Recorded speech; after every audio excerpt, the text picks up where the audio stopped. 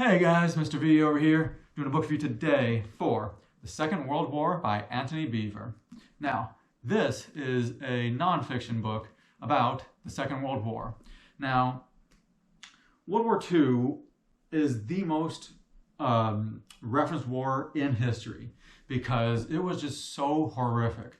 It is considered kind of the greatest man-made disaster because there was anywhere from 70 to 85 million deaths, another 25 million injuries, and this all happened within just 6 years.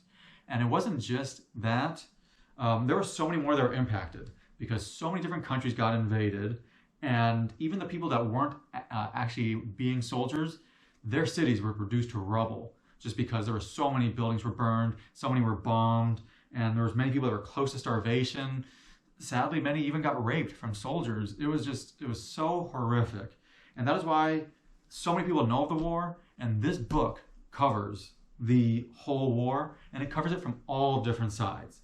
So that's what made this an amazing, amazing book. This is truly an amazing book if you want to know about the Second World War, because this one goes pretty in depth. So this book would be meant for someone who wants to learn about World War II, because again, it goes in depth, but it's not boring. I don't want you to think it's boring. So, that is great, because another great thing about this book is that you don't need to study things before going into the book to read it. You can just pick this book up and start, because after you read the introduction, you basically feel ready to start about World War II, because he gives such a great introduction. In the introduction, he gives you a brief explanation of how the world was looking between 1920 and 1940, such as how many different wars were going on for different countries, the rise of Hitler, and he also explains how it was for Japan and the Soviet Union, as those are often overlooked people in the war, as a lot of people just focus on the Nazis. But this one gives you a better overall view of World War II, because he focuses on the Nazis, but he also focuses on what the Soviets were like and what the Japanese were like and how bad they were. Again, many people overlook that, and you see it in the book about how bad they were.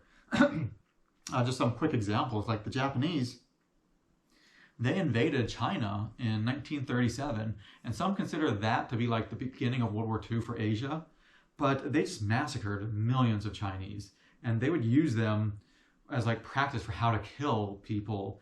And they even used biological warfare against many. They engaged in cannibalism, and there were just so many bad things the Japanese did that, again, is often overlooked. But then if you look at the Soviet side, the Soviets, they invaded Poland in 1937, just about a week or 2 weeks after the Nazis invaded Poland. And many consider that to be the beginning of World War II, the invasion of Poland. But while the Nazis took a lot of land and killed a lot, the Soviets took a lot of land and killed just as many as well. And you can see then, the author gives a great overall perspective. He doesn't just focus on the Nazis. He focuses on the Soviets. He focuses on the Japanese. He focuses on the Americans. He focuses on the British, the French, the Italians. You get an overall perspective when you're reading this book. You can see it's a pretty thick book. It's a pretty big book. It's close to 800 pages. And you see all the different sides, and you can see this is a very well-researched book. When you're reading, you can see how well-researched it is, because he covers all the different battles, and he shows what is happening from different countries' perspectives. He even covers small countries, so you can see what's going on for that, because there are some battles that were just for a fairly small country, but ended up still being part of World War II and ended up being something much bigger. Something else he does in the book, which is cool, is he gives you maps at the beginning of the chapter. So that really helps to see where they started or where some of the battles were. And he just focuses on that. And one cool part about the book that I really liked is he even talked about some of the messages that were shared among the leaders of the different countries, because it's amazing to see what the leaders said to each other. And there were secret messages, or how they would turn on each other and stab each other in the back, or how they would say something in public but something very different in private. There was even, I forget exactly what country it is right now off the top of my head, I think it was France, but one of them, they were getting praise, they would praise the public for the help they were receiving, and then in private they were actually very angry. about the help. They felt they deserved more. And, it's just interesting seeing some of the secret messages they were doing. Another cool thing about this book is that he does not glorify anyone. He covers all the bad people in the war, but even for some of the leaders on the Allied side, he doesn't glorify any of them. He shows how the Allies, they made mistakes. Even to the very end, they made mistakes. And he doesn't give them a pass just because they were allies. No, he writes about the mistakes they made and the arguments they had amongst themselves. So I think, that was really good too, to show all that part, to kind of take a neutral stance. And I think that helps a lot. And you can see, again, this is 800 pages, so he does not just cover battles. It's not just a book about battles. He covers a lot of other things. He will write about what it was like for the prisoners of war, because he briefly writes about the prisoners of war from all sides and what happened to the prisoners of war. Just a quick example is how badly the Germans treated the Russians, how they didn't want to take any prisoners, so they would just starve them and kill them. And you can see how bad the Germans were and when the prisoners of war. So you can see some of that. Another part he covers is the difficulties the soldiers faced, because they had many struggles, not only the exhaustion, but there's even things like there are areas that soldiers knew they could not win. So they had to go there and fight knowing they're going to die. And it's just kind of sad because you're going to die, or you're going to be taken prisoner. And if you're taken prisoner, you're going to be tortured, beaten, and shot. But if you don't do that, and you decide not to fight or you withdraw, your country will execute you.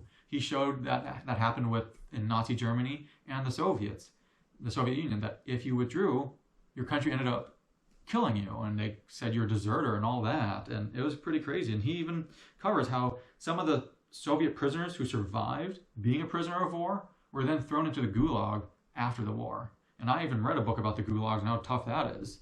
So he just covers a really wide range, and he just covers a lot in the book.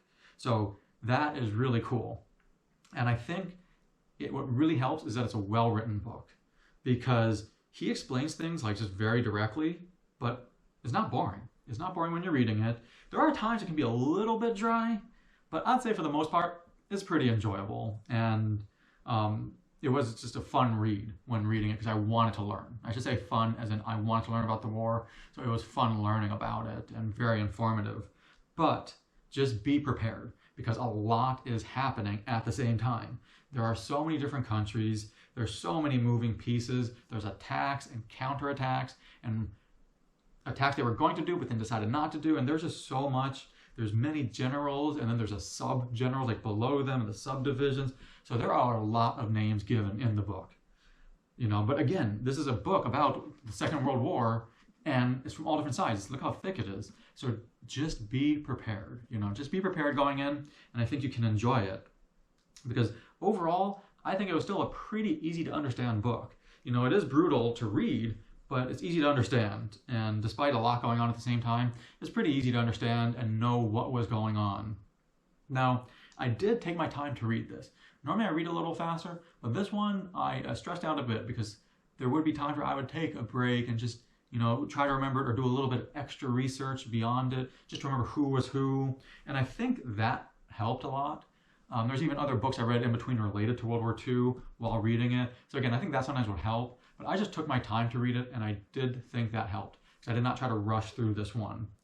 And if you guys are considering this book, I would highly recommend it. I really would, but make sure you want to learn about World War II, because you learn about all different fronts. There's so many countries and all their generals. You don't have to remember every single person, but a lot of information is given. So you want to make sure you want to learn. But I found it, just to be great to learn about such, it's a horrific war, but it is great learning about those types of things and educating yourself on that. And I really enjoyed the book, and I would highly recommend it. If you're considering reading a book about World War II, The Second World War by Antony Beevor is highly recommended on my list. But if you guys enjoyed the book review today, hit the subscribe button, as I always upload multiple different types of book reviews. If you guys have any comments, have any questions, post it in the comment section below, because I always love hearing your comments, your opinions. But thank you for watching my book review today. This is Mr. V. Go enjoy reading.